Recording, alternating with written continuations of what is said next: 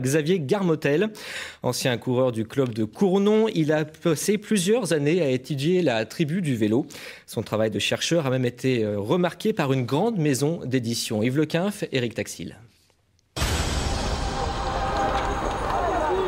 J'ai été coureur cycliste de 15 à 20 ans, donc j'avais cette conscience d'avoir vécu des choses très très fortes et ça a été cette volonté de comprendre ce qui m'a plus ou moins construit finalement. Et donc j'ai entrepris ce travail de longue haleine pour étudier la culture des cyclistes et également donc, ce qu'ils révèlent pour la société. 5 ans de travail théorique et pratique à la recherche des mystères du peloton pour une thèse de doctorat sur l'organisation sociale, les codes et les rites du vélo. J'ai eu la chance d'avoir eu un directeur de recherche qui avait déjà dépoussiéré en ayant étudié le football, d'autres qui avaient également étudié le rugby. Mais c'est vrai que c'est assez original d'étudier des sports occidentaux dans cette discipline qui a une image exotique et qui a l'habitude d'aller en Amazonie, en Asie du Sud-Est.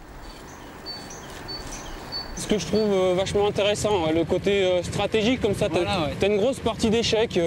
Et beaucoup de choses s'apprennent sur le tas. Ouais. Pour mieux comprendre et cerner l'objet étudié, Xavier est redevenu coureur à Cournon, un ethnologue à vélo immergé dans un monde où la langue est verte et adore la métaphore. L'argot d'Iarévillon peuvent alors fumer la pipe en toute tranquillité. Fumer la pipe, c'est être tranquille dans les roues, dans un peloton, c'est-à-dire que c'est imagé, c'est souvent aussi humoristique. Ça veut dire qu'on est capable de suivre tout en fumant une cigarette, une pipe. J'ai relevé plus de 200 termes propres au jargon cycliste.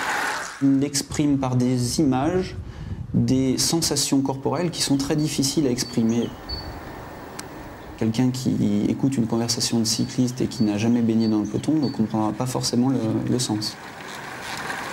C'est ça le propos de ce livre, parce que beaucoup d'études sur le sport ont été faites sur le côté sociologique, institutionnel. Là, c'est la parole aux acteurs qui ont reconstruit eux-mêmes leur code. Alexandre, toi et ton frère, c'est pour Alexandre et Quentin, alors. Ce qui était au départ un travail de recherche universitaire est devenu, par la grâce d'une échappée royale de plus de 5 ans, un ouvrage qui pourrait vite devenir un livre de référence dans le domaine de l'ethnologie et de la culture sportive. Je savais que c'était une étude qui pouvait intéresser quand même un public assez large, que la difficulté du début de ne pas être très académique à faire une étude sur une tribu inconnue, c'était un point faible sur le plan universitaire au début.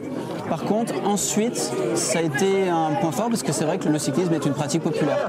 Et derrière, on va saluer la formation vaudoise. Une info